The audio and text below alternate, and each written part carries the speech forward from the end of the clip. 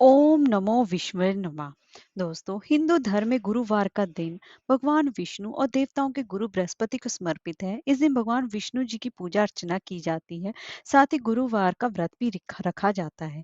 विवाहित स्त्रियां और अविवाहित लड़कियां गुरुवार का व्रत करती हैं। इस व्रत को करने से विवाहित स्त्रियों को सुख और सौभाग्य की प्राप्ति होती है और नवविवाहित स्त्रियों को संतान की प्राप्ति होती है।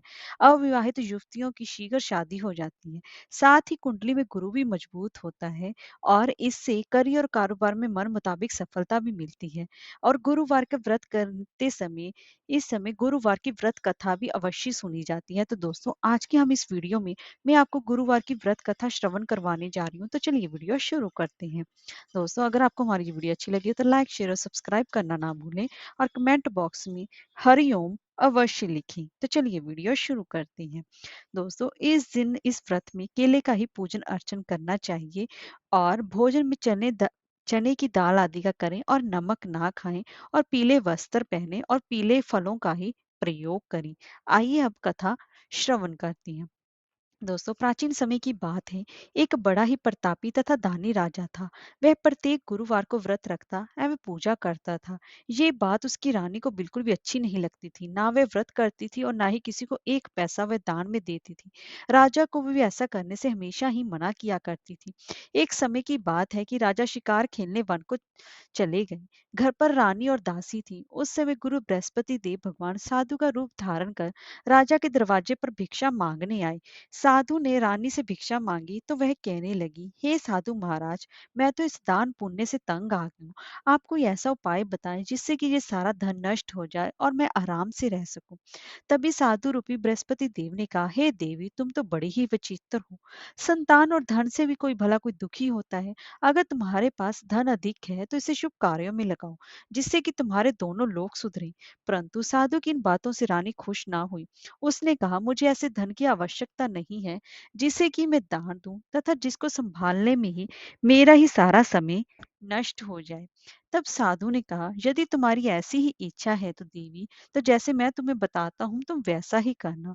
बृहस्पतिवार के दिन तुम घर को गोबर से लीपना, अपने केशों को पीली मिट्टी से धोना, केशों को धोते समय स्नान करना और राजा से हजामत बनाने को कहना और भोजन में मांस मदिरा खाना, कपड़ा धोबी के यहाँ धुलने डालना। इस प्रकार 7 बृहस्पतिवार यह सब कुछ करने से तुम्हारा समस्त धन नष्ट हो जाएगा। इतना कहकर साधु बने बृहस्पति देव अंतर ध्यान हो गए। साधु के कहे वचन अनुसार रानी ने केवल 3 बृहस्पतिवार ही बीते थे कि उसकी संपस्त सारी धन संपत्ति नष्ट हो गई। भोजन के लिए परिवार तरसने लगा। एक दिन राजा रानी से बोला, हे रानी, तुम यही रहो, मैं दूसरे देश को जाता हूँ, क्योंकि यहाँ पर मुझे सभी जानते हैं, इसलिए मैं कोई छोटा कार्य नहीं कर सकता। ऐसा कहकर राजा प्रदेश चला गया। वहां वह जंगल से लकड़ी काट कर लाता और शहर में बेचता। इस तरह वह अपना जीवन व्यतीत करने लगा। इधर राजा के बिना रानी और दासी दुखी रहने लगी।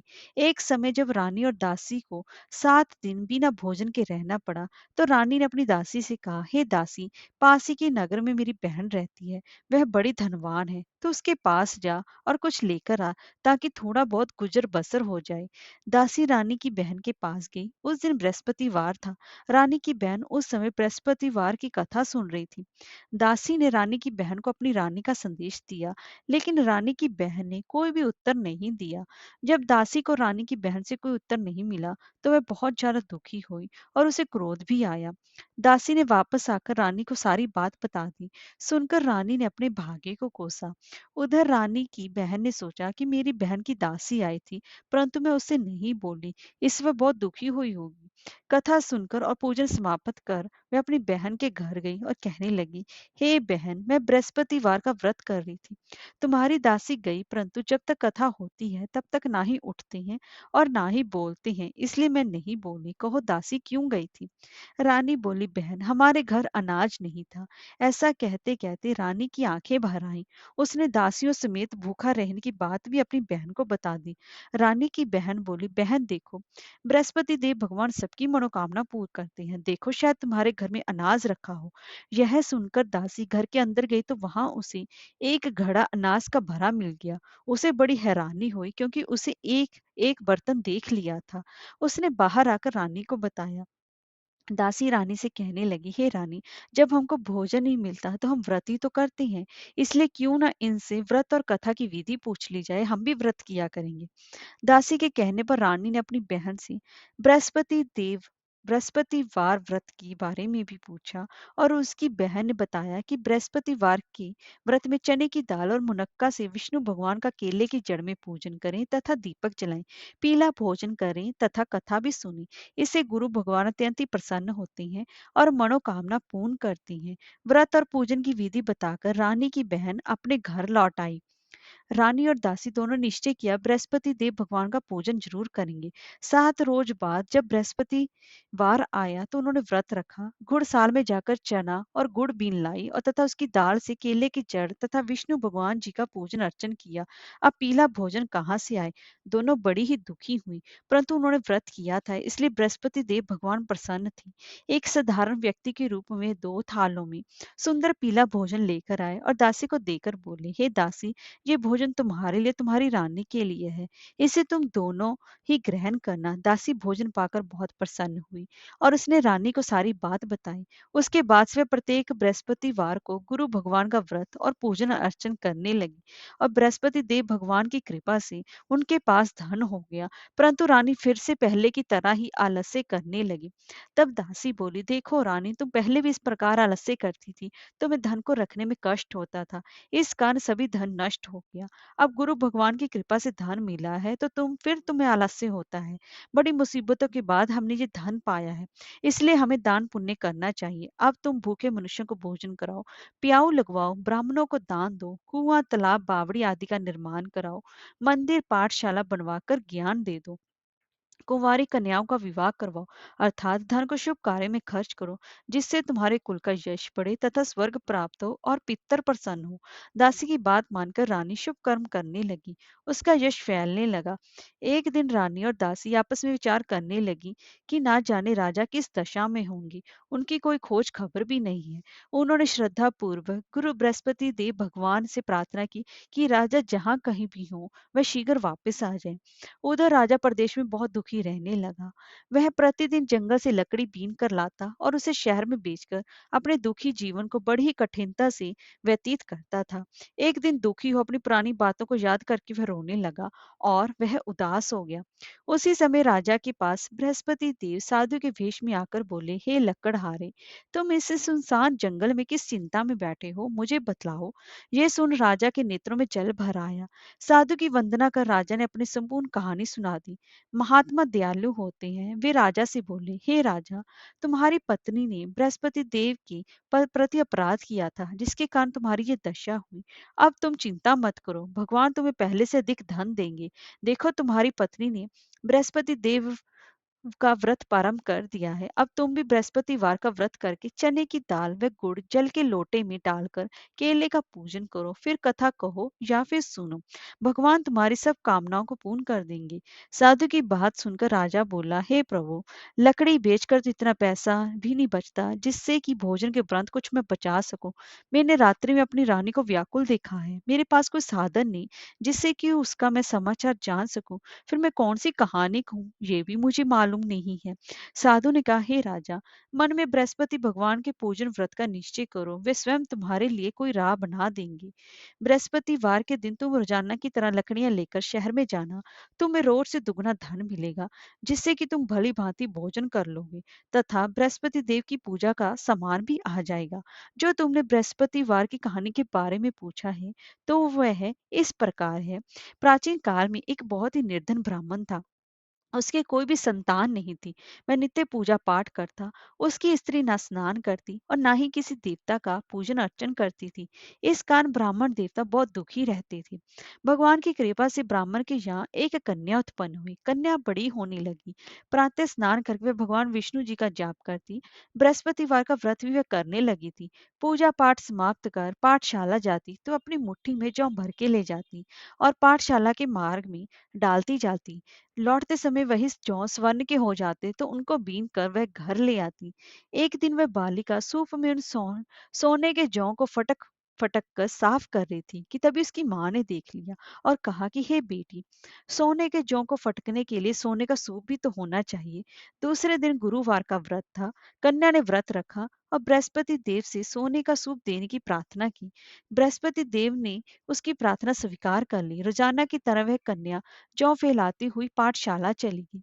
पाठशाला से लौटकर जब वह जौ बीन रही थी, तो बृहस्पति देव की कृपा से उसे सोने का सूप मिला। तो उसे वह घर ले आई और उससे जौ साफ करने लगी। परंतु उसकी माँ का वही ढंग रहा। एक दिन की बात है, वह कन्या सोने के सूप में जौ साफ कर रही थी। उस समय उस नगर का राजकुमार वहां से निकला। कन्या के रूप और कार्य को देखकर वह उस पर मोहित हो गया और राजमहल आकर वह भोजन तथा जल त्याग कर उदास होकर लेट गया। राजा को जब राजकुमार द्वारा अन्न जल त्यागने का समाचार ज्ञात हुआ, तो अपने मंत्रियों के साथ वह अपने पुत्र के पास गया और वह कारण पूछा। राजकुमार ने राजा को उस लड़के के घर का पता भी बता दिया। मंत्री उस लड़की के घर गया। मंत्री ने ब्राह्मण के समक्ष राजा की ओर से निवेदन किया। कुछ ही दिनों बाद ब्राह्मण की कन्या का विवाह राजकुमार के साथ संपन्न हो गया। कन्या के घर से जाते ही ब्राह्मण के घर में पहले की ही भांति गरीबी का निवास हो गया। एक दिन दुखी होकर ब्राह्मण अपनी पुत्री से मिलने गए। बेटी ने पिता की अवस्था को देखा और अपनी माँ का हाल चाल पूछा। ब्राह्मण ने सभी हाल कह सुनाया। कन्या ने बहुत सा धन देकर अपने पिता को विदा कर दिया। लेकिन कुछ दिन बाद फिर वही हाल हो गया। ब्राह्मण फिर अपनी कन्या के यहाँ गया और सभी हाल कहा। तो पुत्री बोली, हे पिताजी, आप माता जी को यहाँ लिवा लाओ। मैं उन्हें वह विधि बता दूंगी जिससे कि गरीबी दूर हो जाए। ब्राह्मण देवता अपनी स्त्री के साथ लेकर अपनी पुत्री के पास राजमहल पहुंचे। तो पुत्री अपनी माँ को समझाने लगी, हे माँ, तुम प्रातः काल स्नान आदि करके विष्णु भगवान का पूजन करो तो सब दरिद्रता दूर हो जाएगी। परंतु उसकी माँ ने उसकी एक भी बात नहीं मानी। वह प्रातःकाल उठकर अपनी पुत्री की बची जूठन को ही खा लेती थी। एक दिन उसकी पुत्री को बहुत गुस्सा आया। उसे अपनी माँ को एक कोठरी में बंद कर दिया। प्रातःकाल उसे स्नान आदि करके पूजा पाठ करवाया तो उसकी माँ की बुद्धि ठीक होगी। इसके बाद वह नियम से पूजा पाठ करने लगी और प्रत्येक बृहस्पतिवार को व्रत करने लगी। इस व्रत के प्रभाव से मृत्यु के बाद वह स्वर्ग को गई। वह ब्राह्मण भी सुखपूर्वक इस लोक का सुख भोग को स्वर्ग को प्राप्त हुआ। इस तरह कहानी कहकर साधु बने देवता वहां से लोप हो गए। धीरे धीरे समय व्यतीत होने पर फिर बृहस्पतिवार का दिन आया। राजा जंगल से लकड़ी काटकर शहर में बेचने गया। उसे उस दिन और दिनों से अधिक धन मिला। राजा ने चना गुड़ आदि लाकर बृहस्पतिवार का व्रत किया। उस दिन से उसके सभी क्लेश दूर हो गए।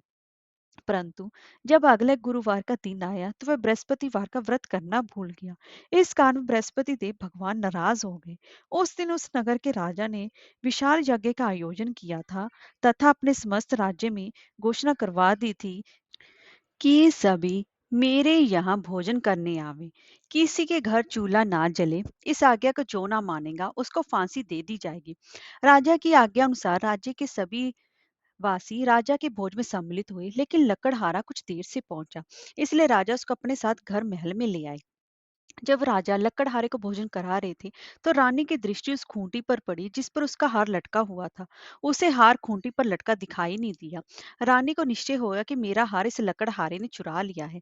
उसी समय सैनिक बुलवाकर उसको जेल में डलवा दिया। लकड़हारा जेल में विचार करने लगा कि ना जाने कौन से पूर्व जन्म के कर्म से मुझे ये दुख प्राप्त हुआ है, और जंगल में मिले साधु को याद करने लगा।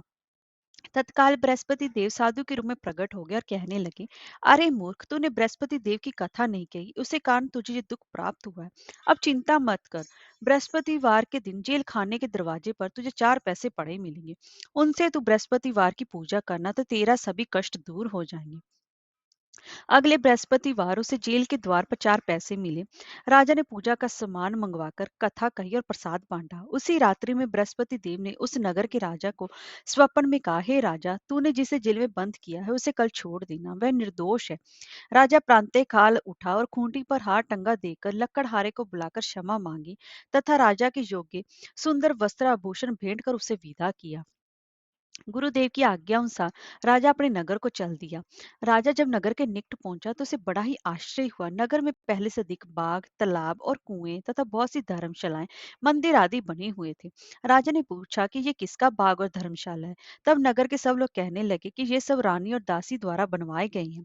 राजा को आश्चर्य हुआ और गुस्सा भी आया कि उसकी अनुपस्थिति में रानी के पास धन कहाँ से आया होगा। जब रानी ने ये खबर सुनी कि राजा आ रहे हैं, तो उसने अपनी दासी से कहा, हे दासी देख, राजा हमको कितनी बुरी हालत में छोड़ गए थे। वे हमारी ऐसी हालत देखकर कहीं लौट ना जाएं। इसलिए तू दरवाजे पर खड़ी हो जा। रानी की आज्ञा अनुसार दासी दरवाजे पर खड़ी हो गई, और जब राजा आए तो उन्हें अपने साथ महल में लिवा लाए। तब राजा ने क्रोध करके अपनी तलवार निकाली और पूछने लगा, बताओ ये धन तुम्हें कैसे प्राप्त हुआ है। तब रानी ने सारी कथा कह सुनाई। राजा ने निश्चय किया कि अब मैं रोजाना दिन में 3 बार कहानी कहा करूंगा और रोज व्रत किया करूंगा। अब हर समय राजा के दुपट्टे में चने की दाल बंधी रहती तथा दिन में वो 3 बार कहानी कहता। एक रोज राजा ने विचार किया कि चलो अपनी बहन के यहाँ हो आऊं। इस तरह का निश्चय कर राजा घोड़े पर सवार होकर अपनी बहन के यहाँ चल दिया। मार्ग में उसने देखा कि कुछ आदमी एक मुर्दे को लिए जा रहे थे। उन्हें रोककर राजा कहने लगा, अरे भाइयों, मेरी बृहस्पतिवार की कथा सुन लो। वे बोले, लो, हमारा तो आदमी मर गया है, इसको अपनी कथा की पड़ी है। परंतु कुछ आदमी बोले, अच्छा को हम तुम्हारी कथा भी सुनेंगे। राजा ने दाल निकाली और कथा कहनी शुरू कर दी।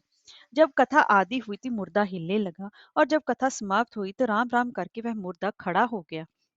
राजा आगे बढ़ा तो उसे चलते चलते शाम हो गई। आगे मार्ग में उसे एक किसान खेत में हल चलाता मिला। राजा ने उसको कथा सुनने का आग्रह किया, लेकिन वह नहीं माना। राजा आगे चल पड़ा। राजा के हटते ही बैल पछाड़कर खाकर गिर गए तथा किसान के पेट में बहुत तेज दर्द होने लगा। उसी समय किसान की माँ रोटी लेकर आई। उसने जब देखा कि अपने पुत्र से सब हाल चाल पूछा, तब बेटे ने सभी हाल कहा।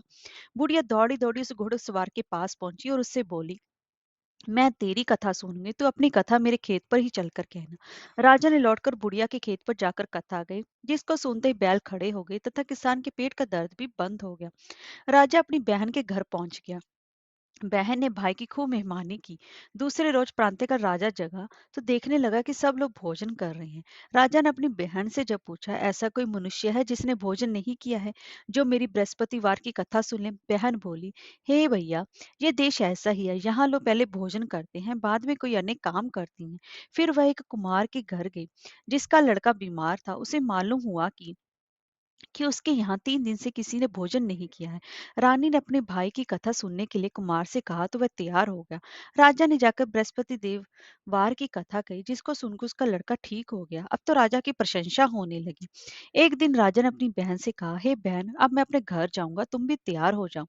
राजा की बहन ने अपनी सास से अपने भाई के साथ जाने की आज्ञा मांगी। सास बोली, हाँ चली जा, मगर अपने लड़कों को मत ले जाना, क्योंकि तेरे भाई की कोई भी संतान नहीं है। बहन ने अपने भाई से कहा, हे भैया, मैं तो चलूंगी, मगर कोई बालक नहीं जाएगा। अपनी बहन को भी छोड़कर दुखी मन से राजा अपने नगर को लौट आया। राजा ने अपनी रानी से सारी कथा कही और बिना भोजन किए वह शैया पर लेट गया। रानी बोली, हे प्रभु, बृहस्पति देव ने हमें सब कुछ दिया है, वे हमें संतान अवश्य देंगे। उसी रात बृहस्पति देव ने राजा को स्वप्न में कहा, हे राजा, उठ, सभी सोच त्याग दे, तेरी रानी गर्भवती है। राजा को ये जानकर बड़ी खुशी हुई। 9वें महीने रानी के गर्भ से एक सुंदर पुत्र पैदा हुआ। तब राजा बोला, हे रानी, स्त्री बिना भोजन के रह सकती है, परंतु बिना कहीं नहीं रह सकती। जब मेरी बहन आए तो तुम उसे कुछ मत कहना। रानी ने हाँ कर दी। जब राजा की बहन ने ये शुभ समाचार सुना तो वे बहुत खुश हुई तथा बधाई लेकर अपने भाई के घर वह आई। इस बात से इस बात से उसकी बहन अत्यंत ही प्रसन्न हुई। फिर रानी ने उसे आने का उलाहना दिया। जब भाई अपने साथ ला रहे थे तब तो टाल गई, उनके साथ नहीं। अब आज अपने आप ही भागी भागी बिना बुलाए आ गई। तो राजा की बहन बोली, भाई, मैं इस प्रकार ना कहती, तुम्हारे घर औलाद कैसी होती। बृहस्पति देव भगवान सभी की मनोकामनाएं पूर्ण करती हैं। जो सद्भावना पूर्वक बृहस्पतिवार का व्रत करता है, वह कथा पढ़ता है अथवा सुनता है और दूसरों को भी सुनाता है, बृहस्पति देव भगवान उसकी सभी मनोकामनाएं पूर्ण करते हैं, उनकी सदैव रक्षा करते हैं। जो संसार में सद्भावना से गुरुदेव का पूजन व व्रत सच्चे हृदय से करते हैं, उनकी सभी मनोकामनाएं वैसे ही पूर्ण होती हैं, जैसे सच्ची भावना से रानी और राजा ने बृहस्पति देव की कथा का गुणगान किया तो उनकी सभी इच्छाएं बृहस्पति देव जी ने पूर्ण की। अनजाने भी बृहस्पति देव की उपेक्षा ना करें, ऐसा करने से सुख शांति नष्ट हो जाती है। इसलिए सबको कथा सुनने के बाद प्रसाद लेना चाहिए और हृदय से उनका जयकारा बोलना चाहिए। जय हो बृहस्पति देव भगवान की।